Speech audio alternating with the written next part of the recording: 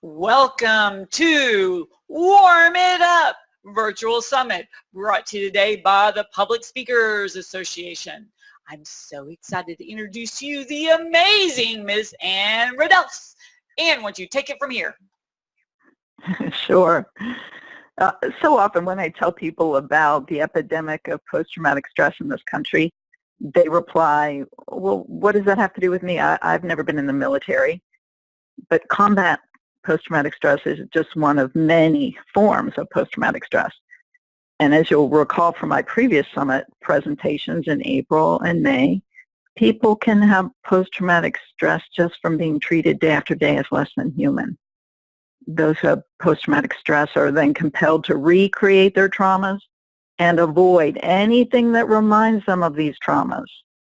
And these traumas can be and are recreated within every aspect of our society, which is why post-traumatic stress has spread so rapidly. Most people are recreating their unresolved traumas in some way and then denying what they have done. Or they admit to only the tip of an enormous iceberg of their traumatic recreations. In their avoidance of their traumas, they may not even admit to themselves what they've done. Because people with post-traumatic stress can't see the extent of their symptoms, they end up hurting a large number of people over their lifetimes, themselves included. With so many people passing on their pain, denying what they have done and their need for treatment, most kids endure a lot of trauma in the process of growing up. This trauma includes the well-known abuses of physical and psychological bodies, but it also includes these kids not getting their human developmental needs consistently met. I'm referring here to caregivers not tending to the growth of their children's hearts and minds as much as that of their physical bodies. One of the ways we can know that so many kids are traumatized is by just how many adults are suffering from post-traumatic stress. To help you see what I mean, let me go over the 3 phases of post-traumatic stress with you so you might understand the enormity of what I'm saying. When a person has been stressed to a certain degree, she succumbs to the first phase of post-traumatic stress, known as the equivalency phase. And in this phase, a person sees things that are different as the same. So let's say a mom goes outside and sees her 2 young children crying, one because she was bitten by a mosquito, and the other because he was hit by a car driven by a reckless drunk driver. If this mom is in the equivalency phase of post-traumatic stress, her kids' needs seem the same because they're both crying. She decides they're both making a mountain out of a molehill, so she does nothing. Now, this is a physical example that might seem far-fetched, but in the psychological realm, this happens routinely. I find most people know their loved ones are wounded or broken in certain areas, but they don't get them the professional help they need.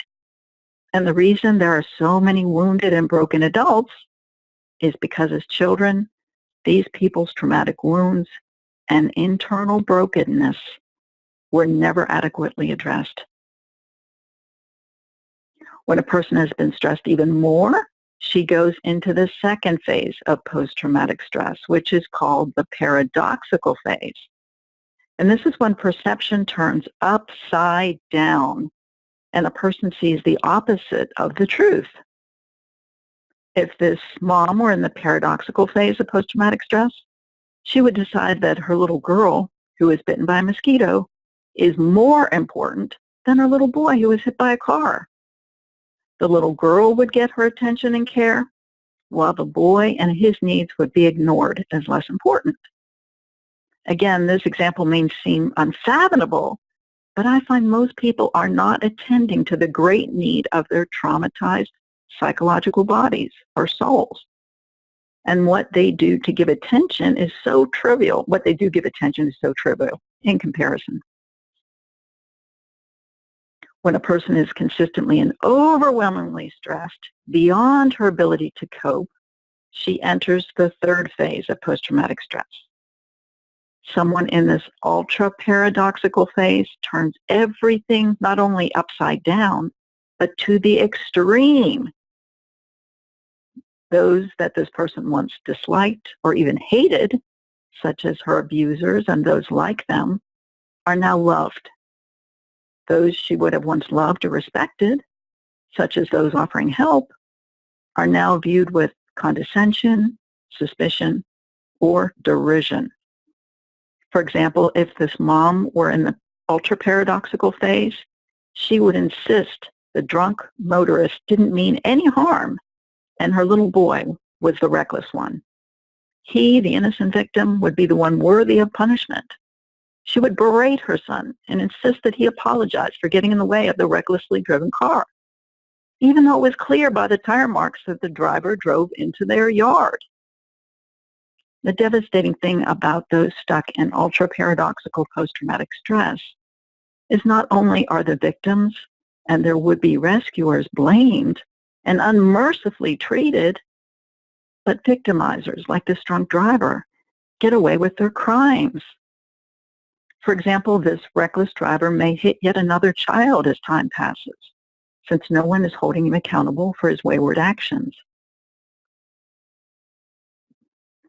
How this post-traumatic stress shows up in most of our lives is that we so often blame the voice that lets us know that our psychological bodies or souls need attention. Whether this voice expresses itself through illness, an accident, or some obvious lapse in our usual responsible and respectful behavior.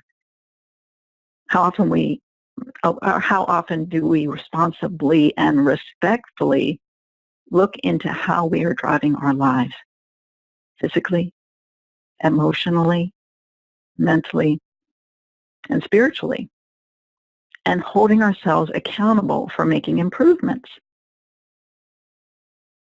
Now, I see these three phases of post-traumatic stress on a daily basis, particularly in the news.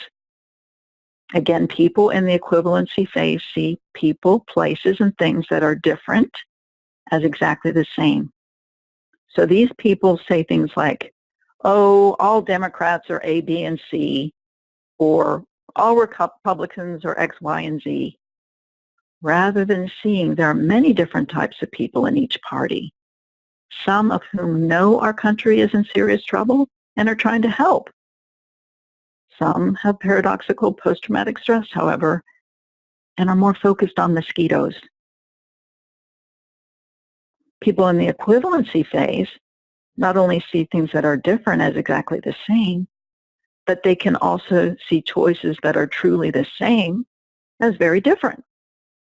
For example, they may see a Democratic candidate as totally different from a Republican candidate when these candidates have much in common, such as both are using their political positions for personal gain.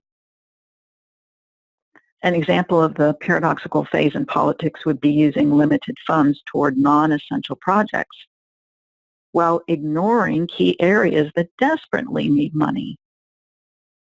People with post-traumatic stress in politics can be incompetent, wasting precious funds. And they can also do horrible things, some of which are well documented, yet they get plenty of votes. And this is ultra-paradoxical post-traumatic stress, when we give our admiration and support to those worthy of our disdain. We then typically judge harshly those who speak the truth of what's going on. We see truth-sayers as the troublemakers. So post-traumatic stress is indeed the modern-day plague, which is causing grievous repercussions throughout our country and our world. And the reason it is spreading so rapidly is because people with post-traumatic stress are not just in our families and governments. They're in every aspect of our society, recreating their traumas and then avoiding what they and others with post-traumatic stress are doing. Let's look for a moment at post-traumatic stress in medicine. The same three phases of post-traumatic stress that I mentioned to you can be found in healthcare professionals. Using the example of the mom who heard her two children screaming, her daughter because she was bitten by a mosquito and her small son because he was hit by a drunk driver. As I mentioned, If she were in the equivalency phase, these two children would seem the same, making a mountain out of a molehill. Let's say that little boy grew up and became a doctor, an unconscious attempt to get his own ignored medical needs met through his doctoring of others. If he, as an adult, were in the equivalency phase of post-traumatic stress, he may assume all females are like his sister, complaining over nothing. So he wouldn't take the complaints of his female patients seriously. All doctors in the equivalency phase tend to see things that are different as the same. For example, they learned about the potential perils of bacterial infections in medical school and are quick to give an antibiotic for every infection in their patients. They don't consider the fact that many infections are different. They are viral in origin, and antibiotics have no effect on viruses. Also, not all bacteria are bad. Some, such as those in the gut, are different. They aid digestion and are essential for the human body. Routine intake of antibiotics can hurt these healthy bugs. Equivalency phase doctors may follow the same protocols on all patients, but using a blood thinner on a person who sits around the house most of the day and one who has a very active, unpredictable life outdoors on most days can have two very different consequences. Yes, equivalency phase docs can treat all people with a particular diagnosis exactly the same because they believe scientific research and health statistics apply to everyone equally. They don't see each patient as a unique individual whose physical illness is communicating something about his or her psychological condition. They don't understand that those who know this and seek to change themselves in a constructive way have a much better prognosis. Remember, the equivalency phase can also manifest as people seeing what is the same as very different. For example, the medical profession has a unique term for those whose psychological problems are obviously creating their physical problems. It's called psychosomatic. And equivalency phase docs don't understand that every illness, accident, or injury has a psychological component. For example, any problems with our emotional hearts may express themselves with physical heart disease. When what's on our minds is hurtful, we may succumb to some form of brain injury. The second phase of post-traumatic stress is the paradoxical phase. And I mentioned that this is where perceptions turn upside down. I gave the example of the mother with two children thinking her daughter's mosquito bite was more important than her son's injuries after being hit by a car. Now, doctors with paradoxical post-traumatic stress do many similar things. For example, they focus on erasing physical symptoms. These physical symptoms are the soul's voice, a way that the psychological body seeks attention. Paradoxical docs treat the body in such a way to make this voice of the soul go away, or at least soften in intensity. Their methods would be like this mom putting tape over the mouths of her two children and feeling the problems are solved. In every sick person, the psychological body needs treatment just as much as the physical body. But this psychological body or soul is ignored by paradoxical docs, which makes it cry louder sooner or later in order to be heard. The third phase of post-traumatic stress is the ultra-paradoxical phase, where perceptions not only turn upside down, but they also become extreme. Remember the ultra-paradoxical mom berating her little boy for his injuries caused by a drunk driver. A doctor with ultra-paradoxical post-traumatic stress does something similar. He punishes the body, the soul's messenger, by using brutal treatments: drugging, cutting, poisoning, freezing, and burning. When his harsh and invasive methods do not work over the long haul, he declares the illness to be powerful and unconquerable the cause of all his patients' suffering. He consoles these patients for being innocent victims of a terrible disease which has nothing to do with them or their less than healthy life choices. Yes, their habits of filling their stomachs with toxin-laden food or processed foods, or filling their minds with propaganda and other deception, has no bearing on their illness, according to the ultra-paradoxical doc. The fact that his patients are out of touch with their true feelings or are not expressing these true feelings is also insignificant to this traumatized doctor. True to his post-traumatic stress, he avoids how his patients recreate their traumas with their own bodies. Instead, he compliments his patients for being so valiant and putting up such a good fight against a truly formidable disease process. He praises them for following his treatment plans, labeling them as good patients. In contrast, those who question his upside down and extreme ways, he labels bad patients. I've heard of some of these ultra-paradoxical docs turning away a person who, quote, rebels against their methods, such as a parent not wanting to follow the current excessive vaccine schedule with her babies. There's plenty of evidence of children growing up normally until their first vaccines and never being normal again. Yet the ultra-paradoxical doc looks at literature more than all the lives that were forever changed by doctors following medical protocols over the needs and wishes of patients and their concerned families. Now for a personal example. I broke my arm last year, and the hospital protocol was to do surgery on that type of break. I had to refuse the phlebotomist who came to draw blood in preparation for my surgery. I had to turn away the technician with the portable x-ray machine who came to get a chest x-ray in preparation for surgery.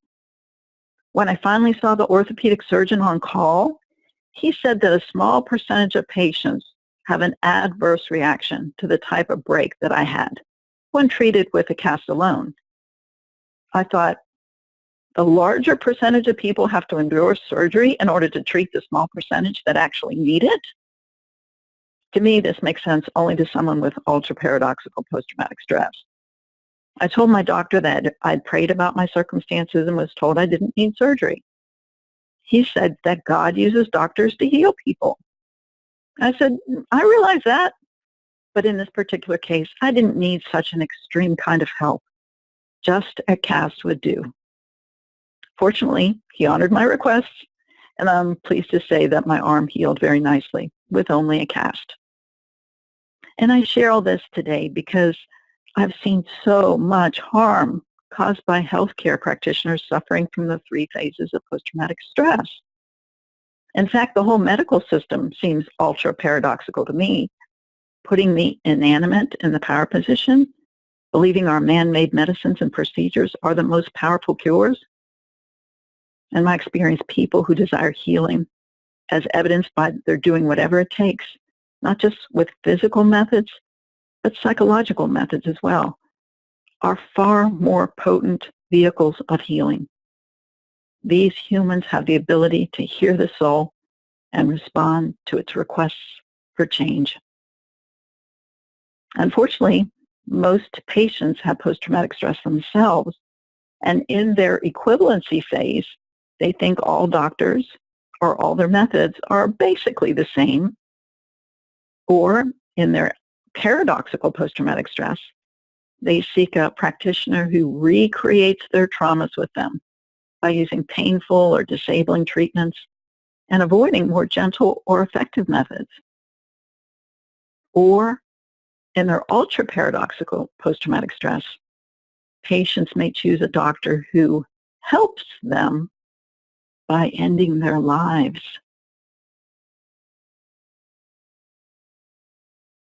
It's not surprising that those who suffer from post-traumatic stress avoid treatment. It feels traumatic to face the painful truth of our lives. To address this pain avoidance, the souls within these folks will seek others suffering from PTS to act out their mutually unresolved traumatic experiences. For example, in a typical dysfunctional marriage, one person with post-traumatic stress will actively act out these past traumas, while the other person with post-traumatic stress passively participates. So often each person points a finger at the other rather than realize that both have post-traumatic stress. And they're merely playing different roles in a scene that resonates with an unresolved trauma within each of them. Let's take, for example, Tim and Rita. Rita is the apparent victimizer and Tim is the apparent victim. While Tim is busy making a living each day so he can financially support his wife and children, Rita is busy watching TV, surfing the internet, and chatting on Facebook. Tim comes home each day to a messy home, no food on the table, and young children in desperate need of attention. "She wasn't like this when we were dating and talking about our future life together," Tim says with dismay. All his begging and pleading did not change his wife's behavior, so he was considering going into debt in order to hire a housekeeper/cook who could also help with the children. In any relationship problem, one person is often the obvious active victimizer, and the other is the passive one. Anytime someone consistently hurts another human being, he or she is calling for help on a soul level. And if the spouse does not meet that need by seeking professional help, this is passive victimization or neglect, refusing to help someone in need. Tim must have been neglected in some way as a boy, and he's recreating his past trauma by neglecting his wife's need for trauma counseling. Neither party can recover from post-traumatic stress as long as the cycle of abuse and neglect continues. Now, I realize that some people can become violent in their ultra-paradoxical post-traumatic stress and perceive help as harm. They fight off helpers as if their lives are at stake. So a person has to be careful and prayerful. Again, professional help is in order to help both parties understand what traumas they are recreating and help them work through these traumas. I've known couples to suffer for years, enduring one another's traumatic recreations, both unwilling to address the underlying call for help to recover from their psychologically traumatic injuries. I think we've all seen the devastation in families where heads of household recreate their traumas with other family members. But these same dynamics go on with leadership in any organization, institution, or political party when these leaders have post-traumatic stress. They may act out their unresolved traumas on a grand scale and then avoid addressing what they've done. We have to be so careful and prayerful of whom we allow to guide us. Just know that if we make a mistake and choose someone who recreates or avoids their traumas with us, we have the opportunity to look in the mirror and perhaps see the devastation caused by our own post-traumatic stress. The good news is post-traumatic stress is curable if people are willing to admit the truth of what happened, express their genuine thoughts and feelings, and give themselves what will further their journey of psychological development. I have a lot of information about growth and development on my website, AnneTheListener.com. That's ANNE, thelistener.com. I also sell my 3 developmental books there. I offer a free 30-minute listening session to anyone who wants to explore their post-traumatic stress and do their part in turning the tide on this raging epidemic. I hope you will contact me at AnneTheListener@yahoo.com.